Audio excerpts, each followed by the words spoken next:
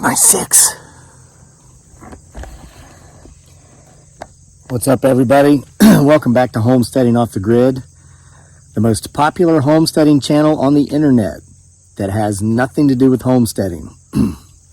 So, we are only 5 weeks away from Halloween. It's, as of this recording, still the last week of September. We're less than a week away from October, my favorite time of year. Great news, as we announced yesterday, True Hauntings Volume 4 has been published. This is Volume 3. I'm going to read you a couple of short stories here, 3 actually, from this volume to get you in the mood, if you're not already, for all things creepy. The veil is thinning. As you can see, we're going up towards the hill here. There's field in front of me, forest behind me.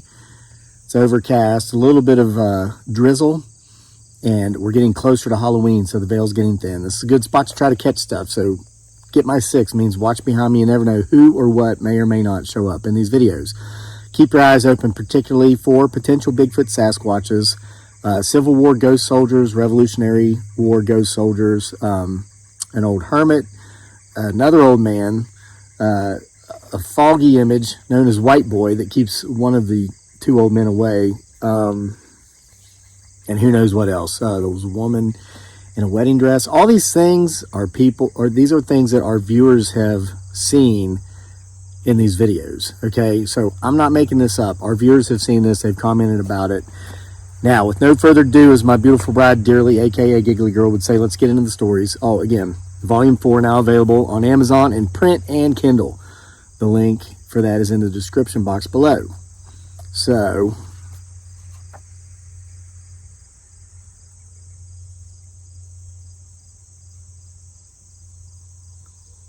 bit of rustling in the leaves behind us already. Perhaps him, her, it, or they are creeping in ever closer to better hear the stories. And unfortunately, I am going to have to wear my old man reading glasses. Tell you, it's all downhill. Somewhere. I don't know. I can't remember when it started.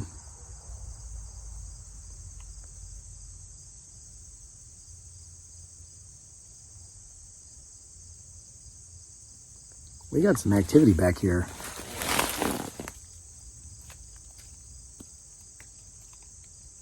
Yeah, so just keep watching. So our first story, and this is readings from Volume 3, comes to us from Jane Brooks. She shares her experience with us when she began to believe in these things that a lot of folks still don't, but which everybody enjoys hearing about and talking about in October. So this is called, This Is What Happened That Made Her Believe in Ghosts, submitted by Jane Brooks. I have a lot of stories. This is the one that forced me to believe in ghosts. It was early evening and I was at work at an indoor pistol range. The place was empty for the moment and the owner had left to pick up dinner. Now, when he hired me, he and the range master made a joke. Don't let the ghosts scare you. As they were both retired cops, I figured they were just pulling my leg. Until that one evening, a few months later. I was sitting at the counter reading the newspaper. Yeah, this was a few years ago. This spot commanded an excellent view of the entire range and was also where one controlled the lights and the overhead blower. I had the front half of the paper tilted up with the bottom half lying on the counter and was reading the very top of the paper. In my upper peripheral, so it'd be kind of like this. In my upper peripheral vision, I saw the target directly ahead of me move from side to side. When I looked up, it stopped. I remember slowly twisting around to look at the switches on the wall. The blower that helped cool the shooting booths was off. Looking around, I slid off the stool and headed around the counter, then, still looking to see if there was a customer somewhere, maybe I'd missed someone, I headed to the double doors and out onto the range itself. No one was out there. Looking through the huge glass windows back at the pro shop showed that it was still empty. No one was in sight. The target didn't seem to be inclined to move again, and none of the floor fans were on. I returned to the pro shop just as the owner came in the front door. I think I just met your ghost, I said. He nodded, then asked what I had ordered as he pulled wrapped burritos out of a bag. A year or two later, I began working at the local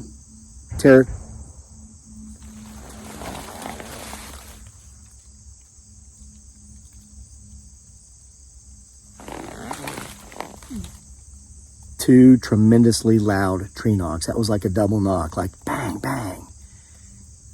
If you did not hear that, you need your hearing checked. Folks, him, her, it, or they are or is close. So you keep getting my 6 and continue looking back here while I continue reading. Whew, this is, what a creepy moment to hear a double tree knock like that. A year or 2 later, I began working at the local territorial prison, which closed well over 100 years ago and is now a museum.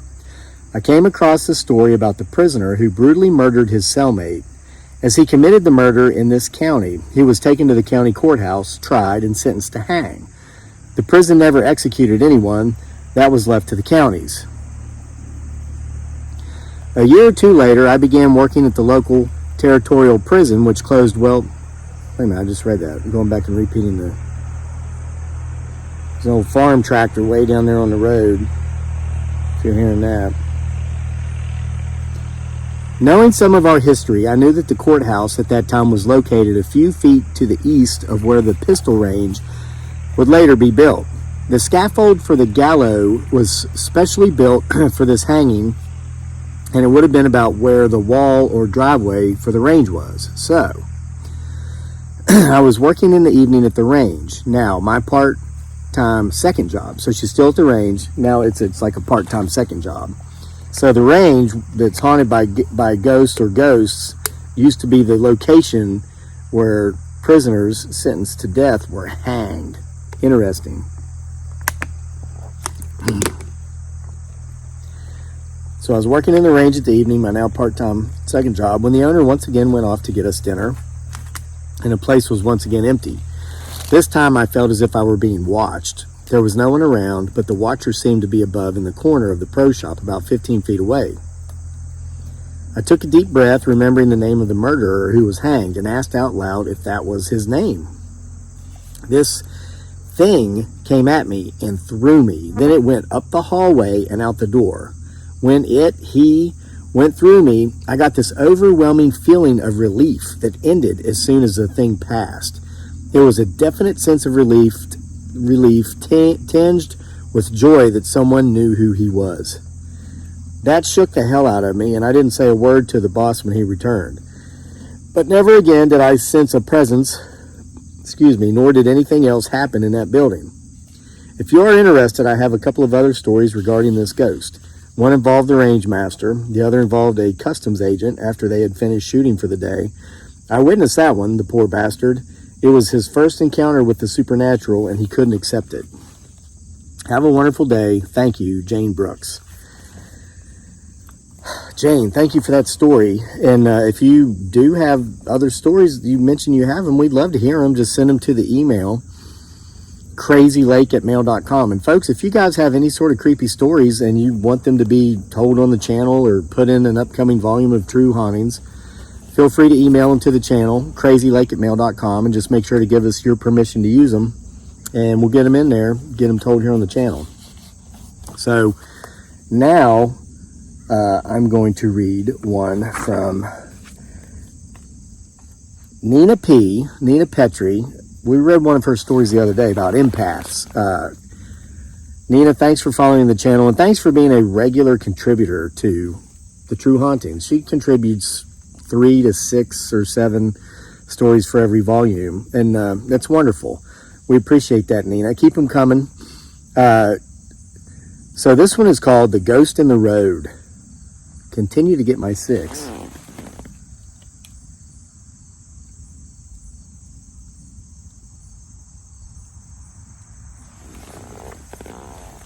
That double knock could have been a warning from one to another that they were getting too close. I could hear footsteps back here earlier, and the double tree knock came from back this way. So that one might have been telling the other one to not get any closer.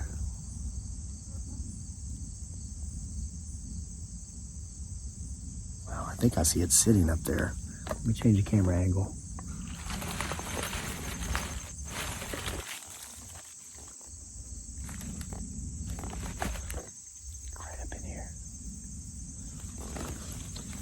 Yeah, I gotta adjust positions.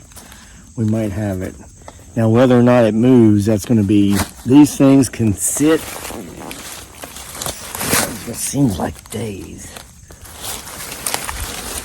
Try not to block the view. Okay.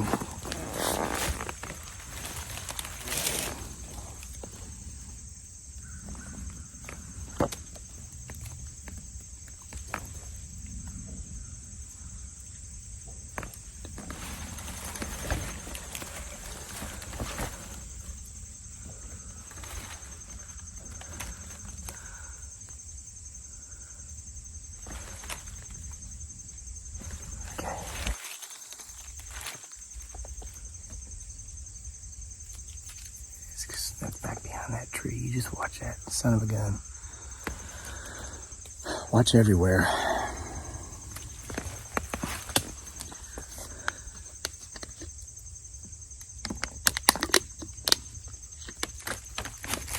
You think this is something. You wait. Closer we get to Halloween. Whew. All right, The Ghost in the Road from Nina P.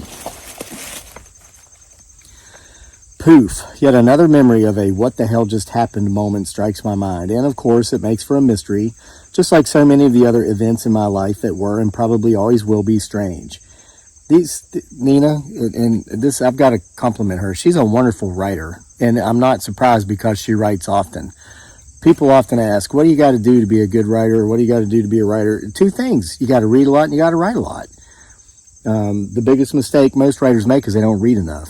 I mean, they say, well, I don't have time to read. I'm too busy writing. If you're not reading, you're probably not a very good writer.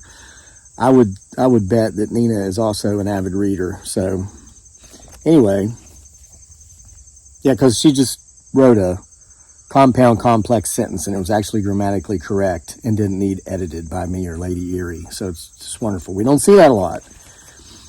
These types of events are always unpredictable and random, or so it seems. I really don't believe in coincidences, though, do you? This bit of strangeness occurred when I was 19 or so. My brother and I had gone to a club. It was actually the lounge at an inn. There was a really good band, no one famous, playing rock and roll. I like to dance fast, so I had fun. I did not drink any alcoholic beverages. My brother had a couple of beers over 4 hours, so nothing major. Still, when it came time to leave, he was too sleepy to drive. He wanted me to drive us home in his truck. My brother had a full-size red Ford pickup truck with black paneling on the sides and a black shell over the bed. It had 2 gas tanks. This was back in the days of cheap gas. The tires on it were huge, so it sat high off the ground but was not jacked up. He was very proud of his truck. I always drove it slowly and carefully because to me it seemed huge. My brother was asleep almost immediately after leaving the inn's parking lot. I had driven us about halfway home when it happened. I had climbed for what passes for a sizable hill in Ohio, domain of the flatland. It wouldn't have qualified as a good bump in even non-mountainous areas of West by God, Virginia. However, it was a blind rise. You couldn't see over the crest of the hill. There must have been a fair-sized mist of rain sometime earlier in the evening as the pavement was still wet, giving a clue to that fact. That was odd because there hadn't been any rain for nearly 2 weeks, and that day's weather report had stated that none was expected for several days more.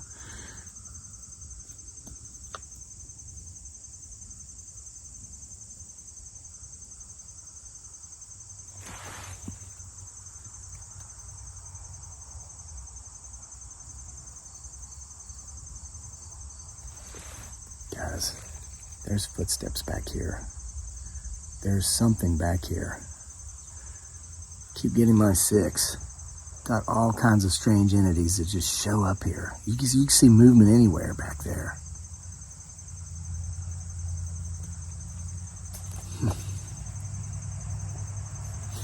When I topped the hill, standing only a few yards away and directly in the path of the truck was a thin, young man wearing blue jeans, a yellow tee, and snow-white sneakers. He was so close I could clearly see his blonde, short haircut and the bluest eyes ever.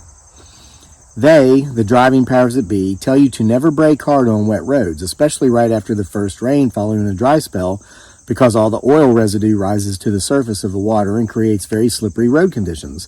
I actually just explained that to my son and wife last week when we were driving and it started to rain. I don't remember doing it, but I must have hit the brakes because the truck went into a slide, skating uncontrollably on the slick surface. As soon as that began to happen, the guy in the road clearly started to slowly disappear, fading from his feet up until poof, he was gone. The truck continued to slide, heading off the road in the opposite lane. I felt strong arms pulling me back into the seat, away from the steering wheel and holding me in place. Then it was as if I gently parked the truck in the deepest ditch I could find on the way home. There was no jarring slam movement, and my brother was still asleep. He hadn't moved in his seat either. The only thing keeping that truck on a 45-degree angle was a guy wire anchoring a telephone pole, guide wire. I had to wake my brother so we could climb out of the truck to get to the roadway. When the police came, I told them about the guy in the road. I left out the part about his disappearing act.